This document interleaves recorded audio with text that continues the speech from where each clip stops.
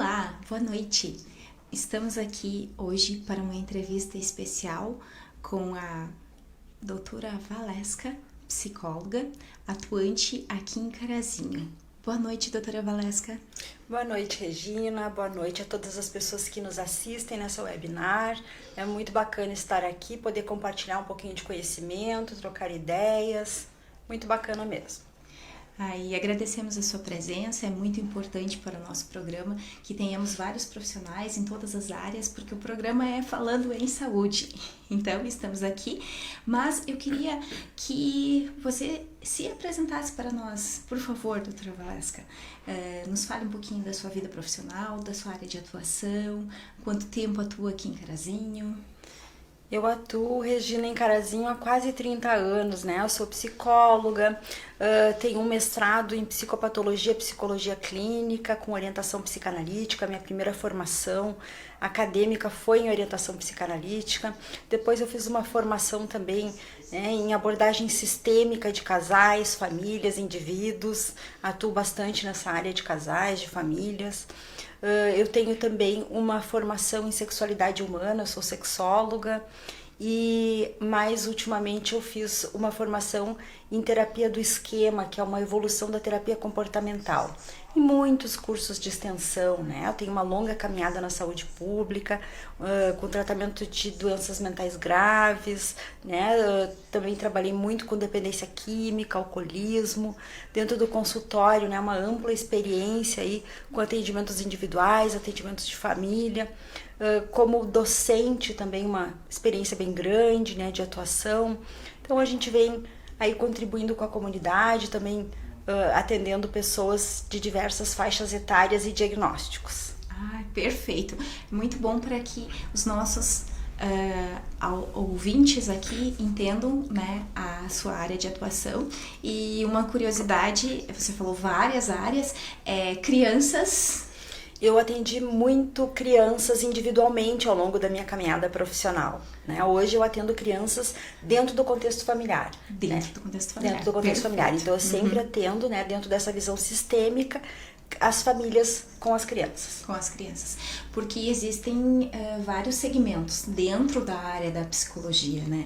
Não é apenas um, né? E cada profissional, ele se habilita em algumas áreas. Apesar que a sua experiência é ampla, né? Já abrangeu muitos setores, né? Então, é bem importante. É uma experiência e viemos trazer aqui aos nossos ouvintes um tema que é profundo, né, bem importante, e como nós conversávamos ali nos bastidores, que tem acontecido muito e surgem muitas dúvidas. Então foi um tema que nos foi sugerido, então vamos trabalhar um pouquinho em cima desse tema tão importante. Vamos lá. Nós vamos falar sobre narcisismo, ou transtorno narcisista de personalidade. Isso, me ajuda aqui, é profissional, né? Então, o que é esse transtorno? Então, o transtorno narcisista, né, ele não é uma doença, ele é um transtorno de personalidade. E ele se caracteriza por uma ausência de empatia, né, uma falta muito profunda da capacidade de se colocar no lugar do outro. Ele se caracteriza por um comportamento autocentrado, né? O meu prazer, a minha satisfação é muito mais importante do que a satisfação do outro. O narcisista, ele tem uma certeza, né, de que ele é mais importante que os demais e que ele merece ser tratado dessa forma, né? Uma forma de ser, de se perceber, de perceber o mundo, e ele sai nas suas relações de trabalho, nas suas relações amorosas, se comportando dessa forma. Então é muito desafiador se relacionar com um narcisista, né? Porque ele vem a partir desta visão, a partir desta falta de empatia na relação. E esse transtorno, ele não é uma doença, certo? Ele é um transtorno de personalidade, correto? Correto. Esse transtorno, ele começa em que fase da vida? Existe algum parâmetro? É criança, é adulto, é adolescente? Como se tem uma ideia hoje na ciência de como isso acontece? Muitas vezes, né, é na relação com os pais, com as primeiras figuras de apego, né, que esse transtorno se organiza. na falta de cuidados, né? Na falta de vinculação coerente, no excesso de elogio, no excesso de presença também. A criança cresce se sentindo especial demais, mas geralmente nas faltas, né? E aí aquela criança que não teve o suficiente, ela vem para a vida adulta como que querendo ser compensada nas relações futuras. É como se ela dissesse: o mundo me deve. Ela precisa estar sempre repondo o seu reservatório de afetos, o seu reservatório de validação. Ela vem querendo se validar nas relações e ela usa as relações amorosas, as relações de trabalho, as relações de amizade para encher o tanque de validação, né? Encher o tanque de afeto. Ela não dá um afeto legítimo, ela não dá um afeto verdadeiro. Ela vem sempre assim, num primeiro momento dos relacionamentos, vem com uma carga de sedução, querendo agradar, mostrando o seu melhor, mas é somente para ganhar a aceitação, né? Ganhar o elogio, ganhar o reconhecimento. E depois ela vai tentar usar dessa relação, né? Porque ela julga que ela merece ter também, né, aquilo que é teu. São relações carregadas de inveja. O narcisista geralmente ele inveja muito. Ele quer aquilo que é teu. Ele acha que ele tem direito àquilo que é teu, né? Que ninguém mais do que ele merece aquilo. Então ele tenta tomar a tua autoestima, as tuas qualidades. Ele entende que aquilo, quem é merecedor é ele. Perfeito. Aí já fecha com algo que eu ia lhe perguntar, que é esses sinais comportamentais, né? Então, é essa inveja, é esse ter o que não é seu, mas o que é do outro, né? E eu tô correta no meu pensamento se eu digo que então ele começa normalmente, talvez na infância, e ele vai progredindo na adolescência, até se estabelecer na fase adulta? Sim, querida, sim. Isso. Desde muito cedo, né, esses comportamentos começam a se apresentar, né, buscando destaque. Geralmente eles se aproximam de pessoas luminosas, né, buscando a luz dessa pessoa. São como que vampiros emocionais na vida adulta. Eles buscam as pessoas luminosas, mas geralmente não para compartilhar com ela um afeto verdadeiro.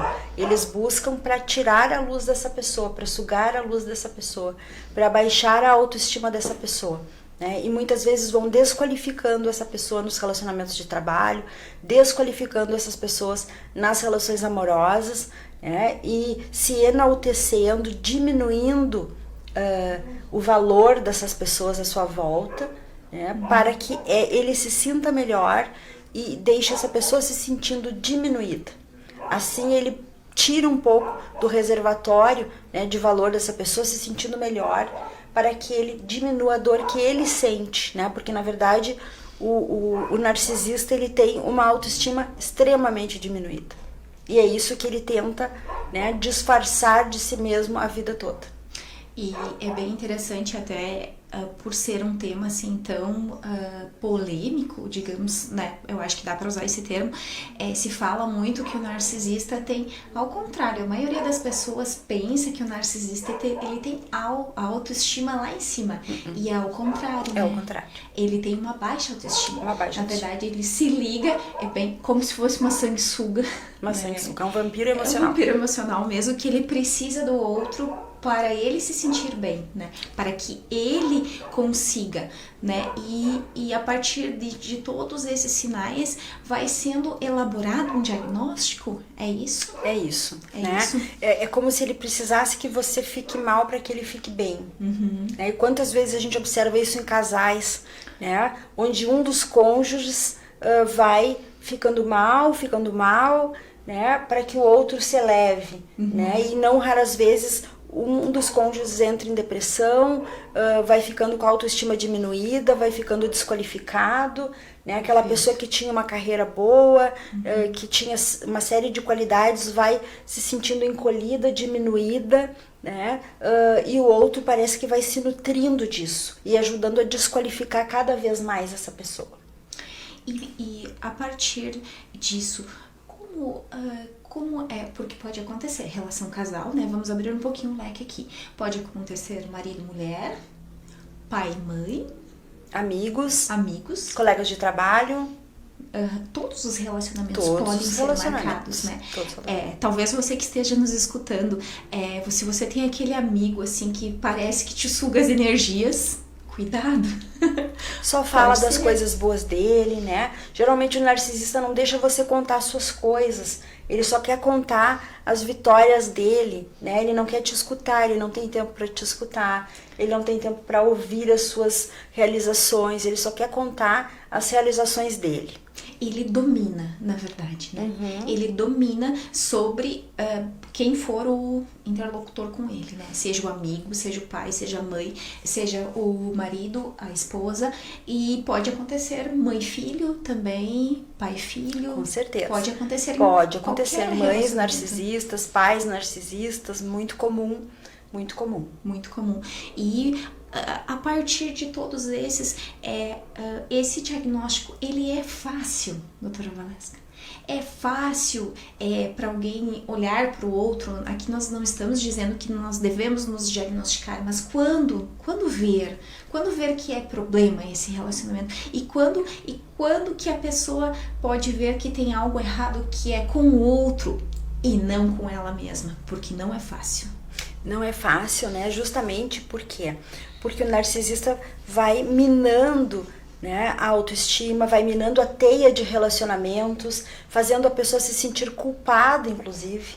Né? Muitas vezes a pessoa faz coisas, né, para agradar e não agrada e recebe críticas, né, e o narcisista ainda coloca a culpa nela, né? Você faz tudo errado, você não faz nada certo, né? Você nunca vai achar alguém como eu, olha tudo que eu faço para ti, né? E cada vez a pessoa fica mais refém dessas relações, né? Chefes narcisistas, colegas de trabalho narcisistas, amigos narcisistas. Então é muito importante, né, a gente ter claro que as relações, sejam elas quais forem, elas precisam de equilíbrio, elas precisam de troca, né, de uma importante assim, reciprocidade. Né? Quando isso não acontece, há algo estranho aí, né? Talvez algo adoecido aí. Né? E as relações com narcisistas, elas são relações adoecidas. Então é fundamental que a gente pare para avaliar, né? Essa relação está me fazendo bem, está me fazendo crescer, a minha autoestima, ela está mais elevada a partir dessa relação, ela está em equilíbrio, né? Ou a partir desse relacionamento eu tenho regredido em autoestima, eu tenho me sentido diminuída, né? Para baixo, deprimida. Então, de poder avaliar as relações nas quais a gente se envolve, né? Tanto de amizade quanto de trabalho, porque nós não estamos presos às relações, então nós podemos fazer mudanças, buscar relações mais saudáveis sempre nas nossas vidas, e devemos fazer isso para não adoecermos sempre que necessário. E até porque saúde não é só o nosso bem-estar físico, é o nosso bem-estar emocional. Com certeza, né? A Organização Mundial de Saúde nos convida a pensar nesse conceito, né? E a cuidarmos da nossa saúde mental. A gente sabe o quanto a saúde mental impacta a saúde física, então precisamos cada vez cuidar mais dela. Com certeza.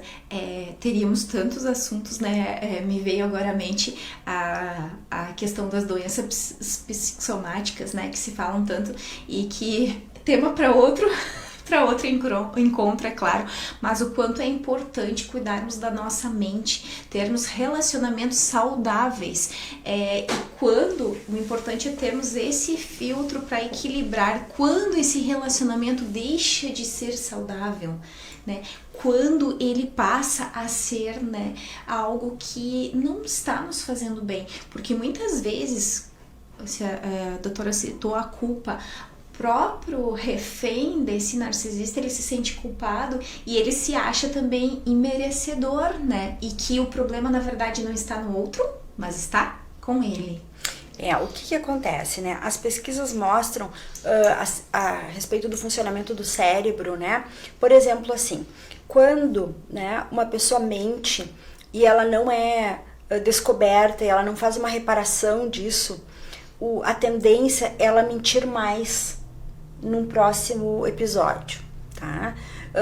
Da mesma forma, quando o cérebro, né, ele está refém de um ataque na sua autoestima, né, de uma situação de humilhação, e a pessoa não reage a isso, a tendência é que ela comece a ficar mais refém dessa situação e que ela inclusive acredite nisso.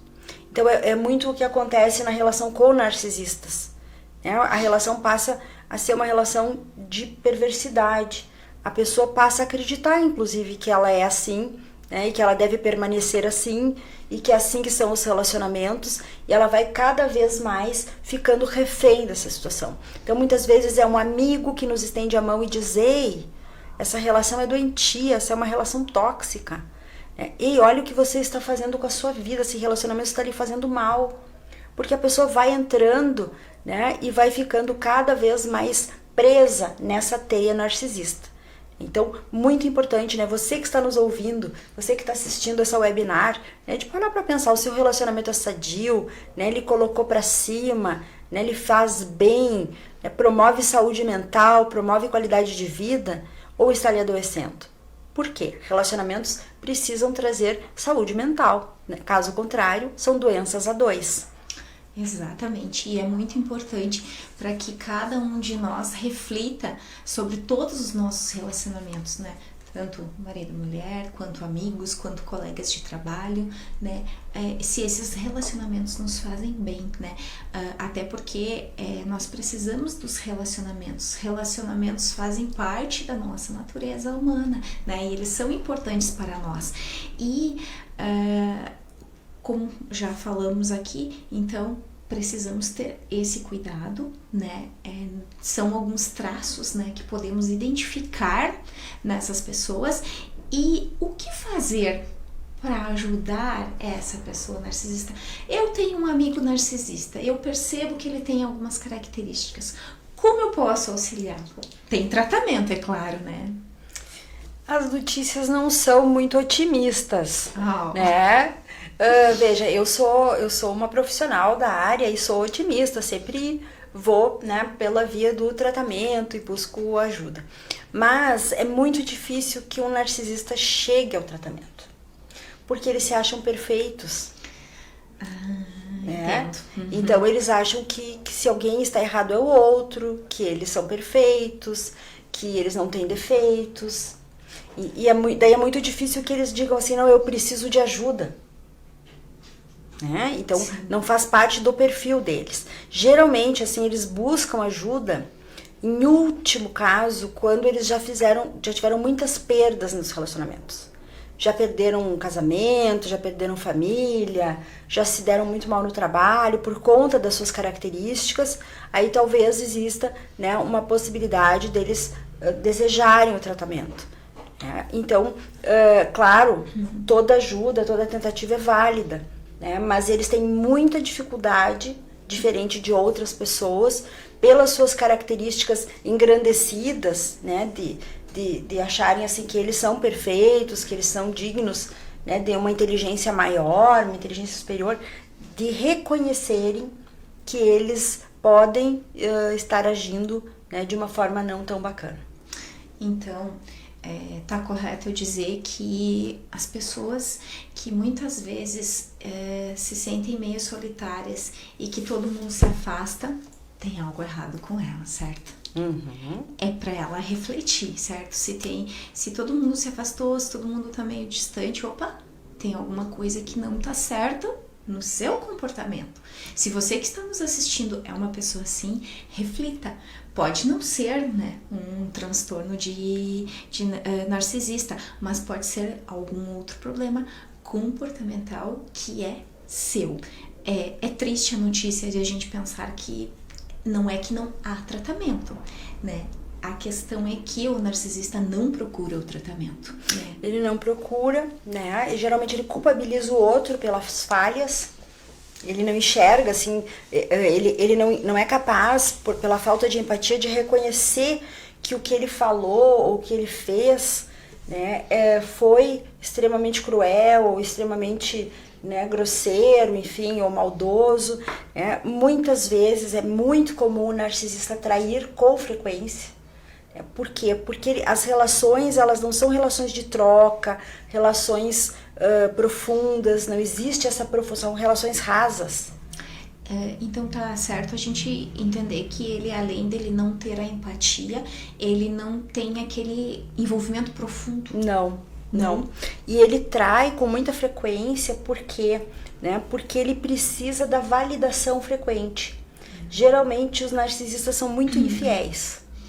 Enquanto, isso daí a gente puxa pro relacionamento marido e mulher, no caso. Isso. Né?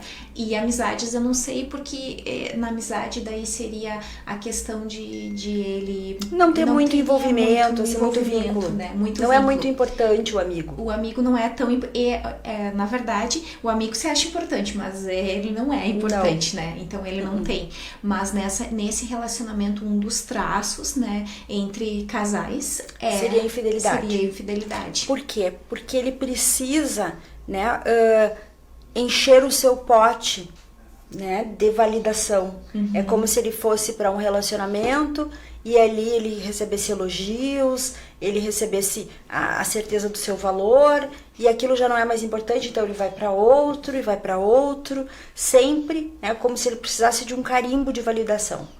É esse o sentido da infidelidade. Ele precisa se validar.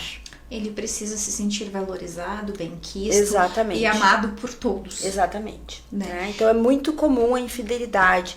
Se você conhece alguém que é muito infiel, é muito provável que tenha traços narcisistas. Que pode não ser um transtorno. Ele pode ter só os traços ou já caracteriza a personalidade narcisista. A personalidade já narcisista. E nesse sentido, né, a gente pensando na questão do tratamento, né, é muito importante, né, já que o narcisista ele não vai buscar ajuda porque ele não entende que ele tem um problema, que as pessoas que convivem com os narcisistas busquem ajuda. Porque essas pessoas geralmente estão muito sofridas, com a autoestima muito baixa. Né? E que quando você, assim, sentir que as personalidades à sua volta têm traços narcisistas, possa se afastar na medida do possível. Chegou no ponto que eu queria. O que fazer se você convive com uma pessoa narcisista, indiferente qual o tipo de relacionamento? Porque às vezes fica fácil afastar um amigo, um colega de trabalho, um chefe, a gente troca de trabalho, troca, né, de amigos se for necessário. E quando é na sua família? Mais difícil, né? Mas também a gente tem que cuidar da nossa saúde mental, né? E conviver na medida da possibilidade é a receita.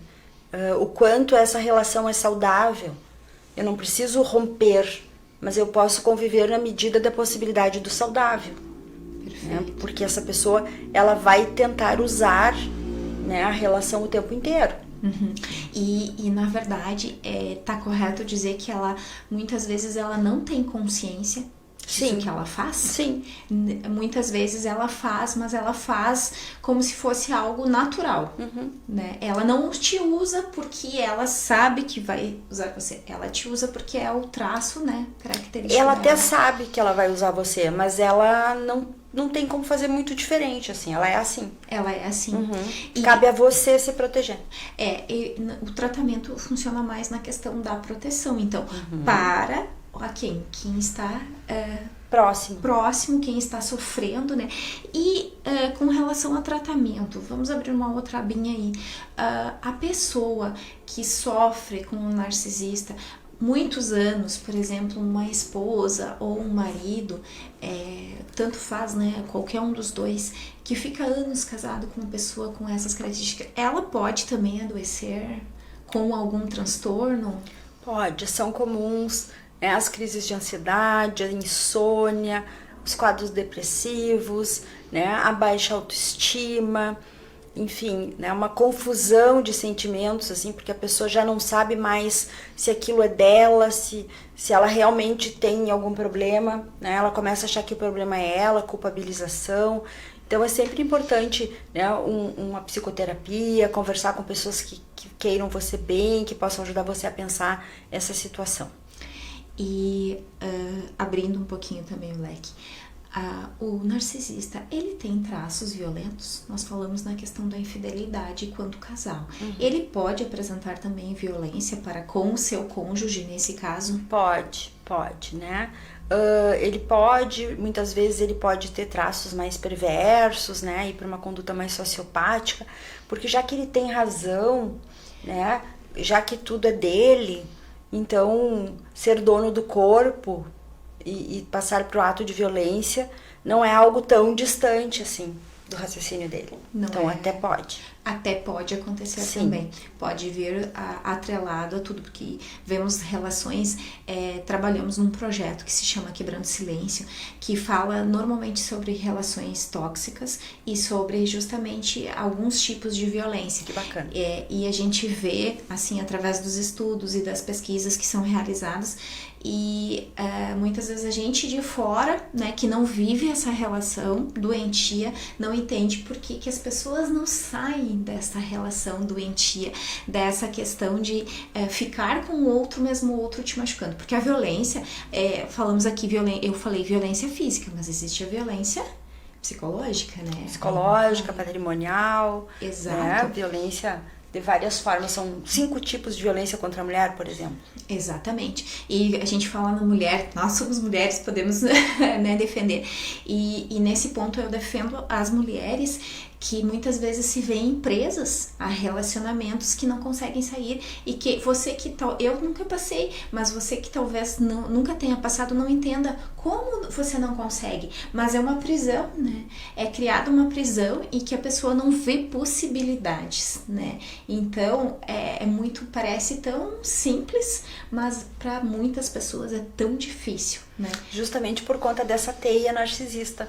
Né? Vai minando as relações, vai cortando a teia de relacionamentos, vai minando a autoestima, muitas vezes vai assim podando a possibilidade, né? No caso da mulher de se sustentar, ela vai ficando dependente financeiramente.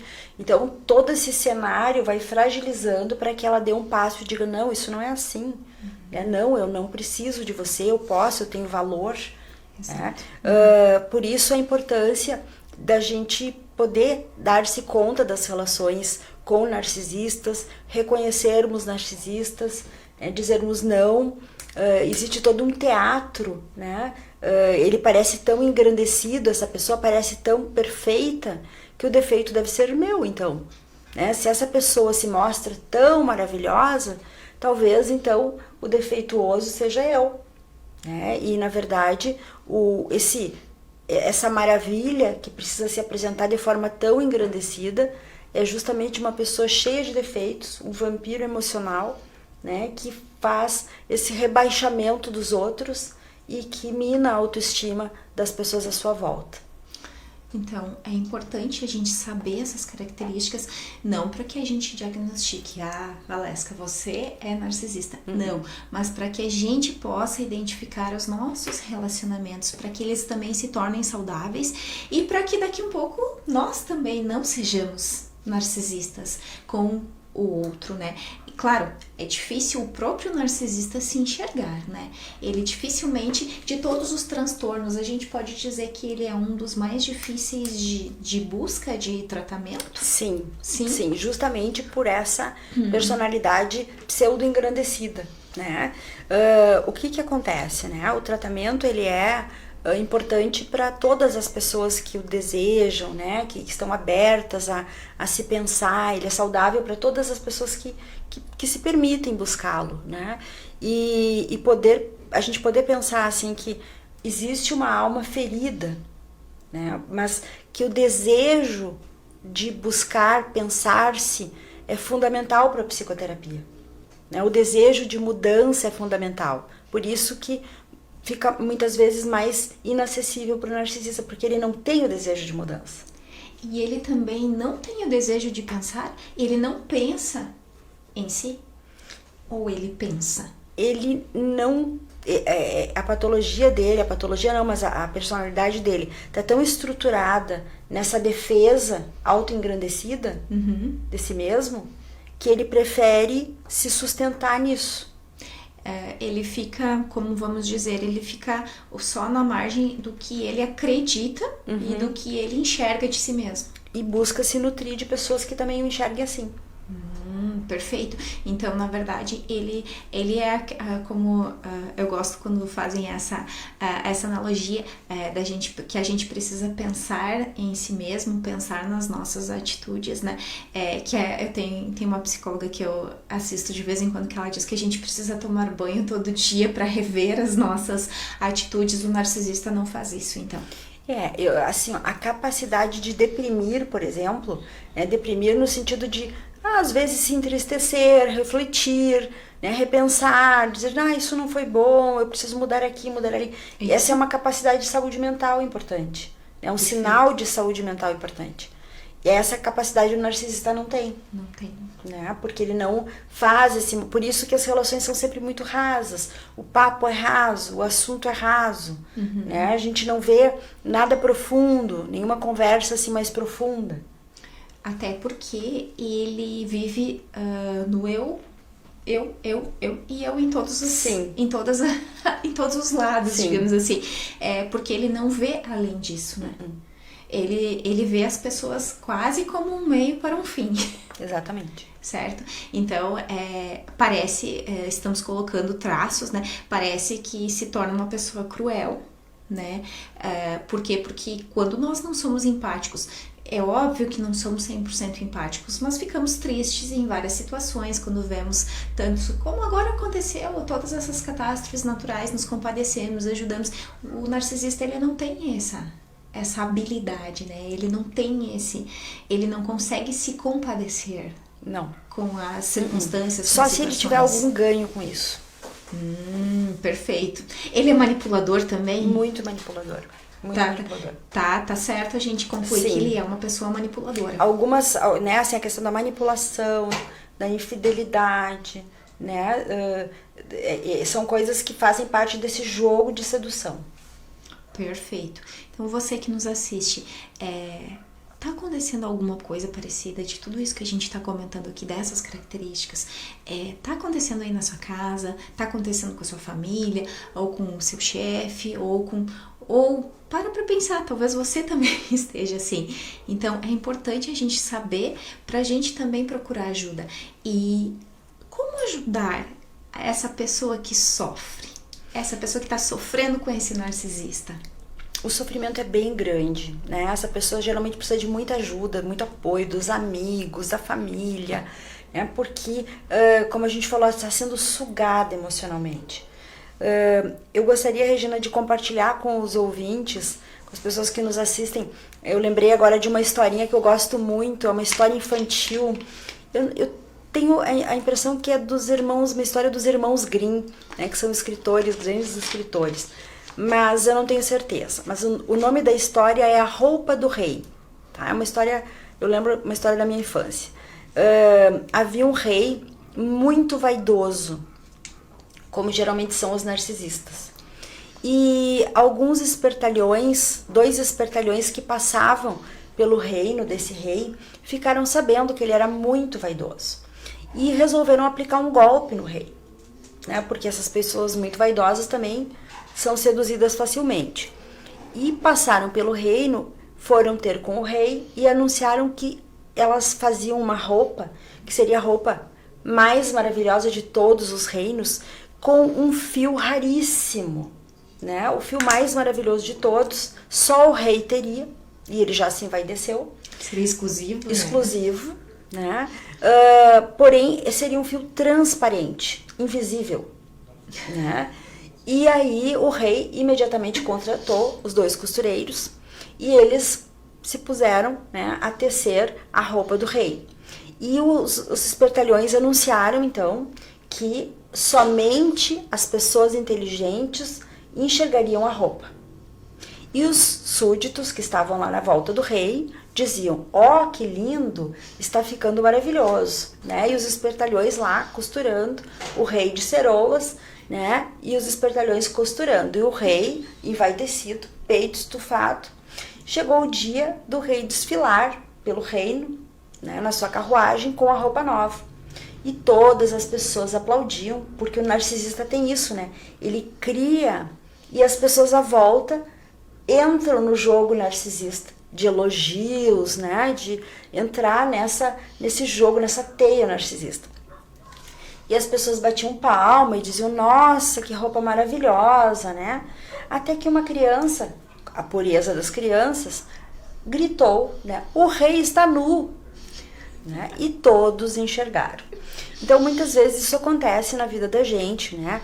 As pessoas, as famílias se surpreendem com alguém que aplica golpes, né? Ou tinha uma fachada toda maravilhosa, né? Mas mentiu, traiu, aprontou, parecia assim o tio perfeito, ou o chefe perfeito, ou o líder perfeito, e na verdade o rei estava nu, né? E o rei era um narcisista. Então, muitas vezes nós não nos damos conta que o namorado é narcisista, que o amigo é narcisista, né? Muitas vezes uma sociedade fica surpresa, aconteceu isso. Por quê? Porque nós estávamos envolvidos na teia narcisista. Será que isso acontece na nossa sociedade também? Muito, com certeza. Eu conhecia já essa historinha. Ela é perfeita mesmo. E realmente é engraçado a criança, né? Que justamente, né? Ela falou a real que ninguém tinha coragem de mostrar pro rei, certo? Então a gente vê o quanto esse enredo, o quanto é envolvente, né? O quanto o narcisista, ele envolve as outras pessoas, né? E causa, né, todo esse estrago, né? Na vida, às vezes, de muitas pessoas. E como a gente falou que ele é manipulador, também tá correto a gente dizer que ele, como ele manipula, ele também às vezes não se mostra, correto? Não se mostra. Não se mostra, né? Não faz o servicinho sujo, né? Então ele manda outras pessoas fazerem o servicinho sujo. Ele fica só com a fachada bonita, né? E aí nós vamos pensar em golpistas, né? Vamos pensar em pessoas que cometem delitos, enfim, né? Mas aparentam, né, aquela fachada bonita, não riscam o seu verniz. Perfeito, então, na verdade, são muitas características, né? Não é apenas uma, né? Não é apenas uma coisa, mas às vezes parece tão bonito, parece, né, perfeito, justamente, e ele tenta passar essa imagem. Eu acredito que nos relacionamentos, principalmente namorado, noivo, marido, mulher, aconteça muito dessa pessoa se mascarar por muito tempo e em um dado momento ela vai criando a teia, tecendo aquele fio invisível, certo? Como a roupa do rei, e quando a pessoa se dá conta, ela já está presa. Aquela família tão perfeita, né? Aquele homem parecia tão honesto, não é? E daqui a pouco apareceu um escândalo. O que houve aí? O que aconteceu? Ninguém enxergou. E muitas vezes por essas características, ele também, por ele ser manipulador, muitas vezes ele manipula a situação conforme for da expectativa do que ele deseja realizar, né? Então, tá correto a gente dizer que ele mostra o lado que ele quer, certo? Com certeza. Ele não mostra todas essas nuances da personalidade, né? Até porque eu trouxe essa questão de que as pessoas pensam que o narcisista, ele tem uma autoestima grande, porque todo mundo pensa porque ele se acha, né? Porque ele é o perfeito, e bem ao contrário, né? Ele tem uma autoestima baixa, ele precisa sugar de alguém, né? A energia, a força para se sentir alguém, né? Então, é bem o contrário, porque as pessoas imaginam porque ele se acha, né? No popular. Ele se acha a pessoa, mas na verdade ele suga de alguém para poder se alimentar, né? Com certeza. E como é delicado. E é possível, assim, a gente manter uma convivência mesmo colocando alguma restrição. Eu acredito que família, quanto pai, mãe, filhos, é importante manter. Quanto marido e mulher? As relações são relações abusivas. Né? Vai ser complicado. Vai ser complicado. Não, o preço é alto. O preço é alto de uma esposa que tem um marido narcisista ou de um marido que tem uma esposa narcisista, porque existe um índice Mais homens ou mais mulheres? Mais homens. Mais homens. Uhum. Mais homens. Mais homens. Público feminino. São mais homens do que mulheres. Temos um ponto a nosso favor. Mas são mais homens. Alguma relação, se sabe, por ser apresentado mais no sexo masculino? Sempre, né, a gente vê que toda relação ela tem uma complementariedade, né? Então eu fico pensando assim que existem mulheres que se submeteram a isso, né? Então é importante trabalhar a autoestima das mulheres, né? Trabalhar também essa questão assim do porquê se submeteram, né? E da possibilidade de não se submeterem mais. Que essa questão da submissão também é assunto para outra situação. Vale outro. Porque vale um outro programa, porque nós sabemos que hoje a gente vive uma geração mais livre, mas que nós temos as nossas gerações anteriores que cultura, né? Culturalmente se submetiam, né? Machista ainda é muito forte, né? Aí, principalmente nós aqui no Sul, né? Sim. Nos perdoem os homens, mas o nosso Rio Grande do Sul é bem machista ainda, né? Tanto né, que os índices de violência no Rio Grande do Sul todos diminuíram nos últimos 3 anos, exceto o feminicídio. Exceto. E o feminicídio, puxando um linkzinho para todas as pessoas que nos escutam aqui, ele também sofreu uma alta com a pandemia, certo? Sim. Muito grande. Então, imaginem assim, quantos relacionamentos doentes nós temos na nossa sociedade. Muitos, né, doutora Valesca? E poucos que procuram ajuda. Uhum. Então a importância da gente olhar tudo isso assim com carinho, com cuidado, né, com um olhar atento para a saúde emocional, e passando para essa questão dos relacionamentos, passando para a questão da possibilidade que nós temos de fazer escolhas mais saudáveis, né? Isso tudo impacta a nossa vida, a nossa qualidade de vida. Meninas, um recado para vocês que nos escutam, meninas jovens, meninas solteiras, né? Meninas que estão procurando um relacionamento, que estão namorando, que estão noivas. Pensem muito bem antes de se casar. Avaliem esse relacionamento, avaliem todas essas questões, e se aquilo não tá legal, não é normal, né, doutora Valesca? Se aquilo não te faz bem, ou se de alguma forma te oprime, te impede de ser, gosto dessa frase, te impede de ser você mesmo, então tem algo que está errado. Esse relacionamento não é saudável. As nossas escolhas falam sobre nós mesmas.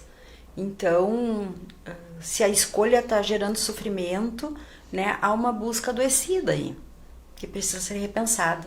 E que precisa ser tratada. Com certeza. Porque daí nós entramos também, que dá para um outro programa, gente, olha quanto assunto dá para tirar. Já temos uns 5 programas agendados. Já temos uns 5 programas agendados, né? Que é justamente, muitas vezes, o narcisista, ele se liga a uma pessoa que já tem um transtorno, que já tem problemas emocionais mal resolvidos. É como se ele farejasse a vítima.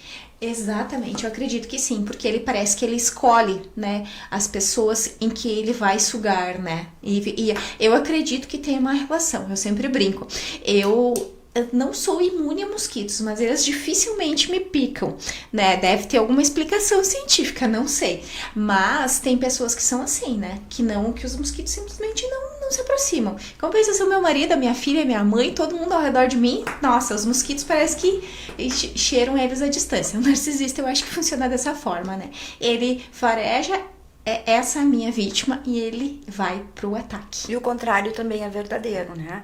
As pessoas com uma autoestima baixa, muitas vezes se encantam com a falsa, né, a falsa aura de poder, né, de estar bem resolvido que o narcisista passa. Ele passa também uma ideia que fecha com aquilo que aquela pessoa também está buscando. Né?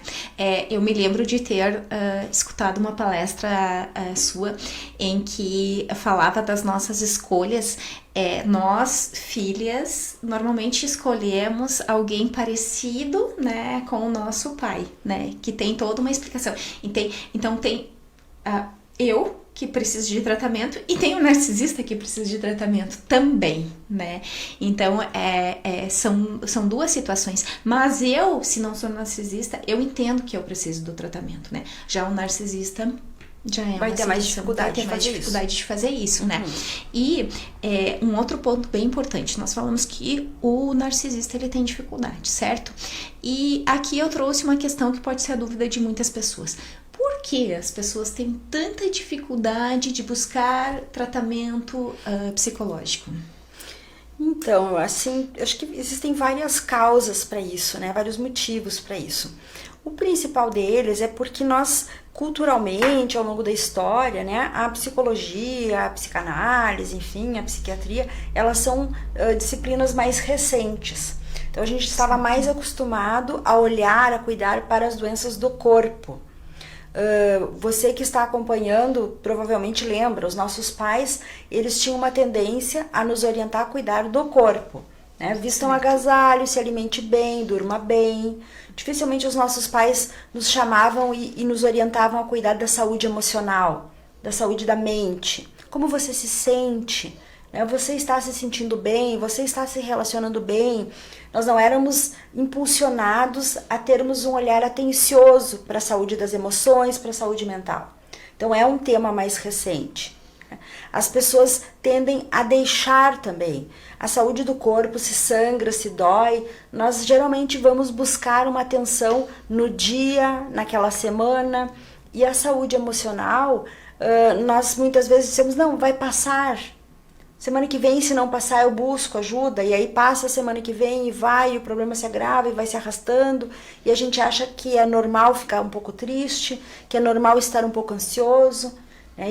E passam, às vezes, semanas com aqueles sintomas ali.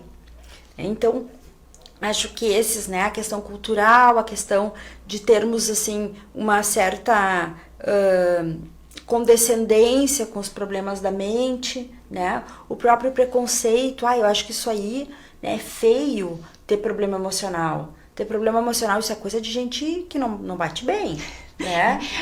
Como é que é o termo que é usado? Os médicos de louco, né? Você pode ter vergonha também, sim, né? Vergonha, sim. Porque vivemos ainda numa sociedade muito preconceituosa. Tu não consegue resolver os teus problemas sozinho, né? É como se eu dissesse, mas tu tá infartando e tu não consegue dar conta disso? Exatamente. É uma incoerência. É uma incoerência. É uma incoerência.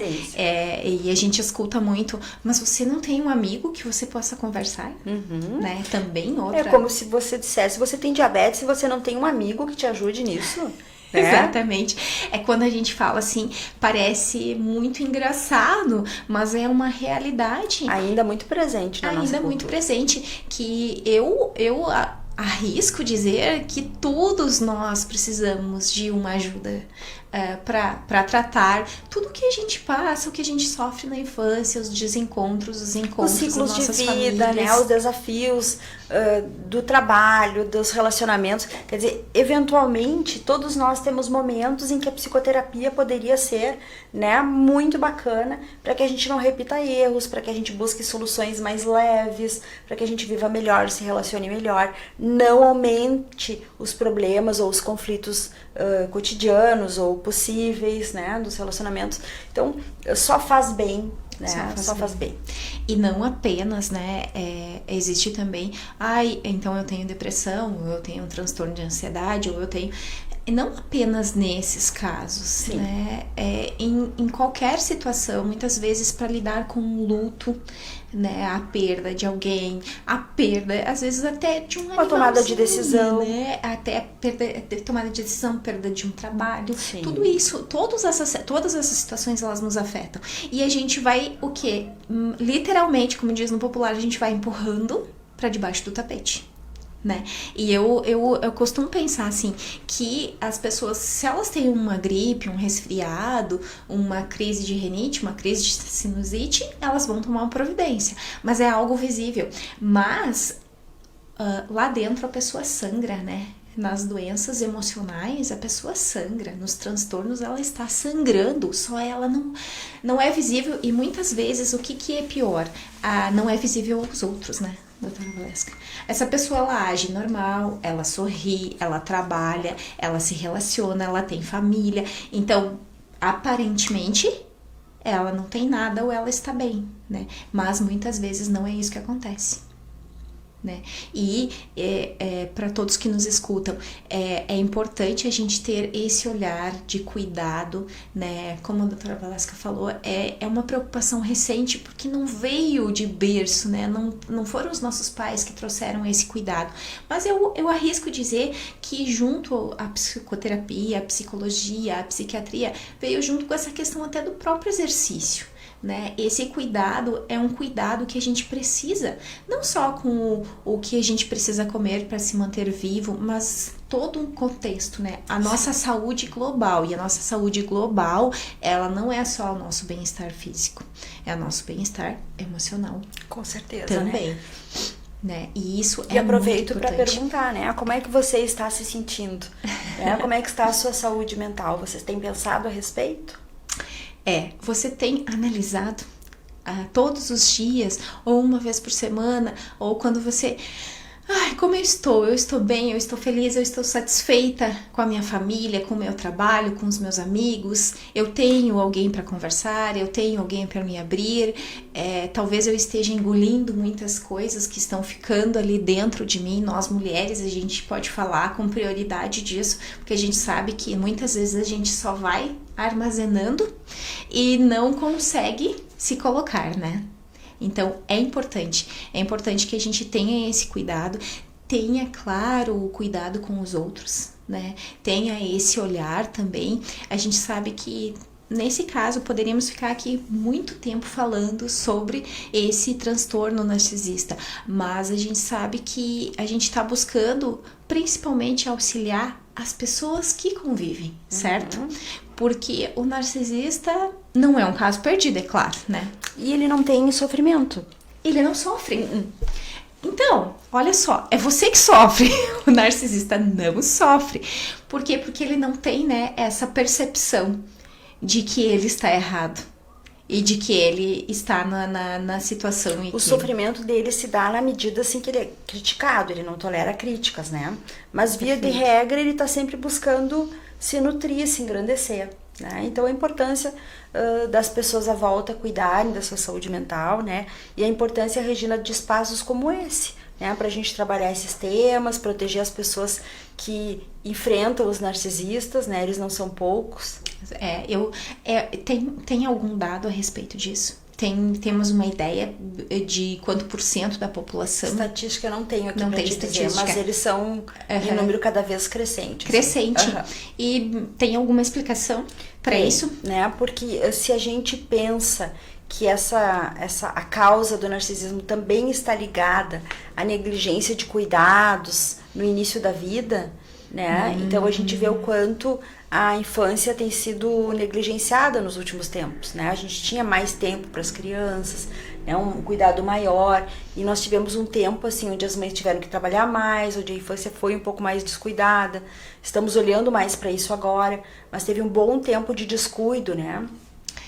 E hoje, nossa, teríamos tantos assuntos para ficar aqui conversando.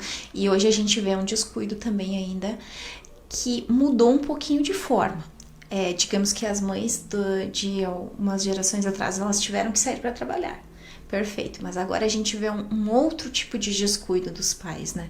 Que tem relação com o excesso das mídias e os pais quase não têm controle sobre essas questões. Então, são filhos... Eu participei de uma escola de pais quando a minha filha, né? E eu, se eu não me engano, a doutora Valesca também estava coordenando, porque eu achava perfeitas. Reitero que era muito bom escola de pais. Eu acredito que escola de pais. Eu acho que é perfeito para... Eu só tenho uma filha, para pais que a gente precisa às vezes de orientação, e eu ia a todos os encontros porque eles eram maravilhosos. A minha filha era estudante aqui da escola Glória, né, aqui das irmãs, e eu achava bem interessante que a gente às vezes tem filhos órfãos de pais. Porque os pais, infelizmente, não se interessam, não se envolvem, né? E aí, a gente puxa para esse link do narcisista. São esses pais que talvez vão criar filhos com esses traços e a partir desse transtorno. Como a gente sempre diz, né? A educação não é um processo neutro, né? Exige presença, exige direcionamento. Eu achava perfeito, né? Eu acho que essas escolas de pais, eu não sei por que elas terminaram exatamente, mas eu participei de algumas, né? Eram perfeitas, porque a gente precisa de orientação. Hoje a gente tem orientação, mas assim como esse programa, ele é um programa fidedigno, temos também estar com um olhar atento a tudo que vemos na internet. Nem tudo que sai na internet e que as pessoas postam lá é verdade. Então, precisamos buscar as fontes corretas. Doutora Valesca, foi ótima essa nossa conversa. Muito bom, Regina. Obrigada. Muito bom. Obrigada pela sua participação. Teríamos muita coisa para abrir, porque o leque, gente, é enorme. Porque quando a gente fala de ser humano, de pessoa, a gente tá falando de um assunto que ele é prioridade para mim, prioridade para você que nos assiste, prioridade para todos nós. Porque o que nós buscamos? Né? Todo ser humano busca o quê? Busca ser feliz, né? Busca ser equilibrado, busca ter o quê? Por incrível que pareça, posso arriscar dizer que as pessoas não buscam os bens materiais. Você pode até buscar a casa, o carro, o apartamento, o trabalho dos sonhos, a renda que você imagina, mas nós buscamos relacionamentos. E quando a gente busca esses relacionamentos, a gente não quer o sofrimento. A gente quer um relacionamento que nos traga alegria, que nos traga satisfação, que nos traga dizer assim, vou encerrar esse dia de trabalho e vou para a minha casa, porque ela é o meu refúgio. Então, é isso que todos nós buscamos. E com esse programa a gente quer trazer o quê? Um pouquinho para que você reflita e traga essa saúde para os seus relacionamentos. Muito obrigada, doutora Valesca, obrigada a vocês pelo convite, né? Um abraço a todo mundo que está nos assistindo. A gente espera que esse conteúdo chegue até você, te toque, né, de uma forma especial, que possa contribuir aí para a tua qualidade de vida, para a tua qualidade de relacionamentos e de uma forma mais especial ainda para a tua saúde mental. Muito obrigada. Encerramos por hoje. Um abraço a todos. Esse vídeo vai ficar gravado, então que todos possam curtir, compartilhar e assistir quantas vezes for necessário. Obrigada, pessoal. Boa noite. Boa noite.